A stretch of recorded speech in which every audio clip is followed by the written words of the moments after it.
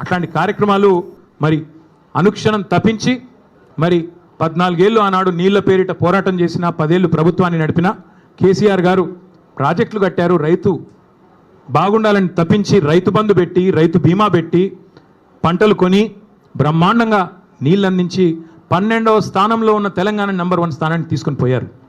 కానీ దాని గురించి కూడా నిన్న చిల్లర మాటలు ఢిల్లీలో మాట్లాడిండు రేవంత్ రెడ్డి.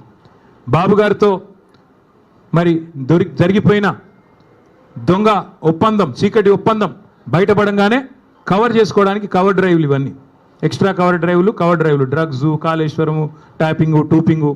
అందుకే కుడిదిలో పడ్డ ఎలకలా కొట్టుకుంటా ఉన్నాడు. ఏం చేయాలో తెలియదు, దొరికిపోయిండు. అడ్డంగా దొరికిపోవడం కాబట్టి అడ్డదారులు ఎత్తుకుతా ఉన్నాడు. ఎజెండాలో ఫస్ట్ ఐటమ్ అని చెప్పాడు కదా, నేను కాదుగా చెప్పింది. ఎజెండాలో ఫస్ట్ ఐటమ్ అని నిమ్మల రామానాయుడు గారు ఏపీ మంత్రి గారు చెప్పిన మాట వాస్తవం కాదా?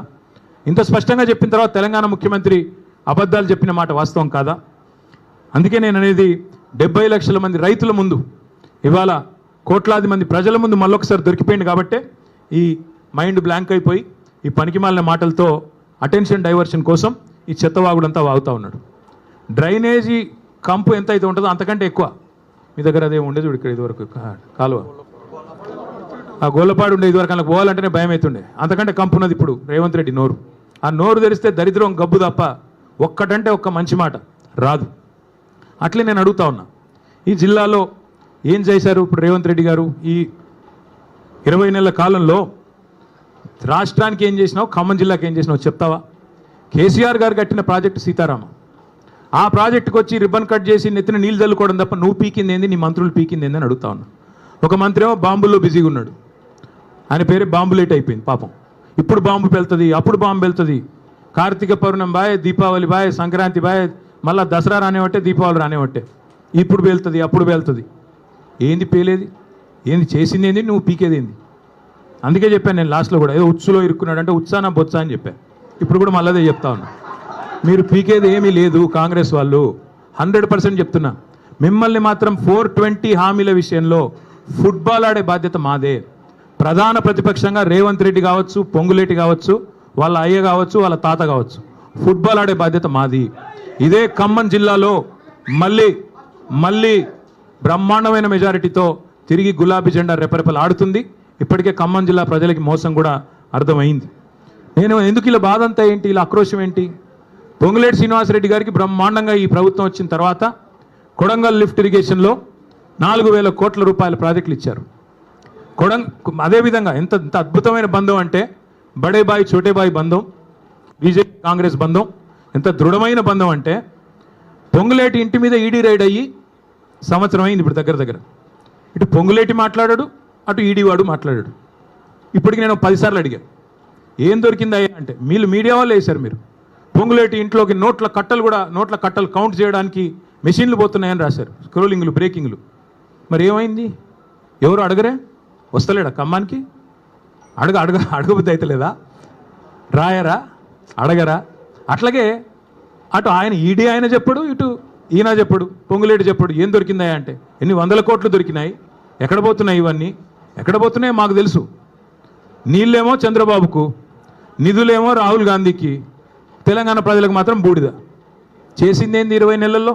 ఇవాళ ఈ సివిల్ సప్లైస్ కుంభకోణం కానీ, అట్లాగే కొడంగల్ లిఫ్ట్ ఇరిగేషన్లో మీరు కేకును కోసినట్టు ఎంత బ్రహ్మాండంగా ఒక కంపెనీని ఈస్ట్ ఇండియా కంపెనీ అన్నాడు రేవంత్ రెడ్డి ఇదివరకు.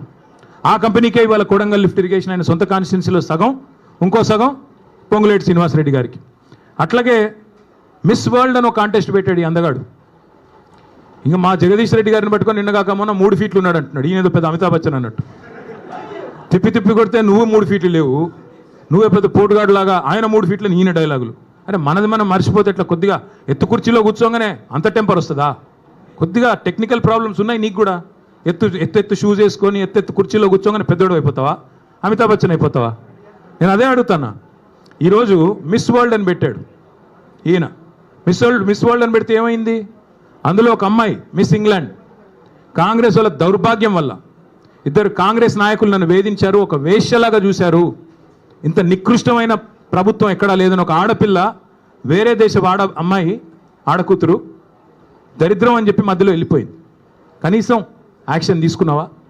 కనీసం రాష్ట్ర పరువు అంతర్జాతీయంగా మంటగలిపినందుకు ఆడకూతుల క్షమాపణ చెప్పావా? నీదో ప్రభుత్వం, నువ్వో ముఖ్యమంత్రి. రోత మాటలు, నికృష్టపు డైలాగులు తప్ప, వైఫల్యాలు దాచుకోవడానికి ఈ నికృష్టం తప్ప ఇంకోటి ఏంది? నేను ఇంకొకటి అడుగుతా ఉన్నా. కొన్ని బాకా పత్రికలు, ఆయన ఊ అన్నా తుమ్మినా దగ్గినా ఓహో ఆహా అని రాసే బాకా పత్రికలు, ఎందుకంటే వాళ్ళు ఆడిచ్చినట్టు ఆడుతున్నాడు ఈయన. జుట్టు మొత్తం వాళ్ళ చేతుల్లో పెట్టుకుని వాళ్ళు ఎట్టు తిరగమంటే అటు తిరుగుతున్నాడు, వాళ్ళకి ఏం రాసి ఇవ్వమంటే ఇస్తున్నాడు.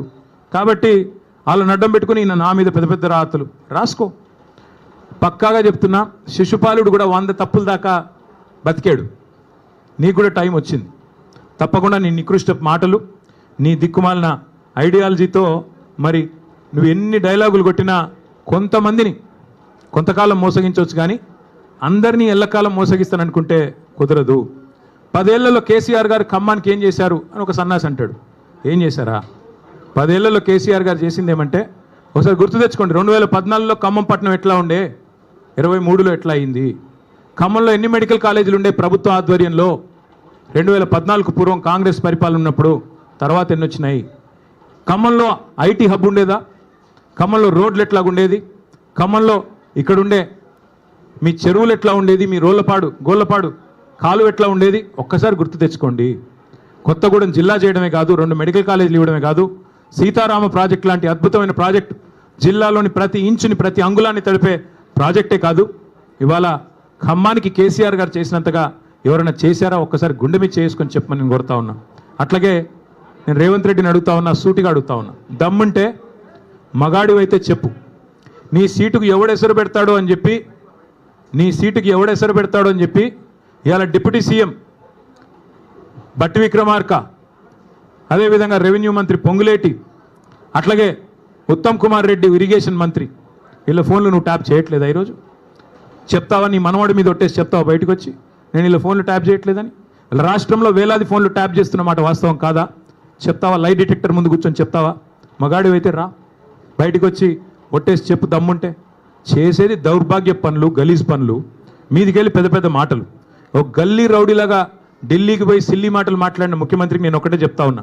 50 సార్లు పోయావు ఢిల్లీకి దాదాపుగా, ఇంకోసారి అయిపోతే 50, హాఫ్ సెంచరీ. 50 పైసలు వచ్చినాయి నువ్వు 50 సార్లు పోతే. పోవడం, చీకట్లో మోడీ కాలు పట్టుకోవడం, చీకట్లో అమిత్ షా కాలు పట్టుకోవడం, రాహుల్ గాంధీ ఏమో దేక్తలేడు, నిన్ను అపాయింట్మెంట్ ఇస్తలేడు. ఇక ఈయన నా గురించి మాట్లాడతాడు. నేను చర్చకు రారా అయ్యా, నీ సవాలు నేను స్వీకరిస్తున్నా అంటే పారిపోయాను. మళ్ళీ నన్ను అంటాడు నేను పారిపోయిన పిరికి పందని అంటాడు. పారిపోయి ఢిల్లీలో దాక్కున్నది నువ్వు, నేను కాదు. సొంత ఛాలెంజ్ని కూడా స్వీకరించలేవు నువ్వు.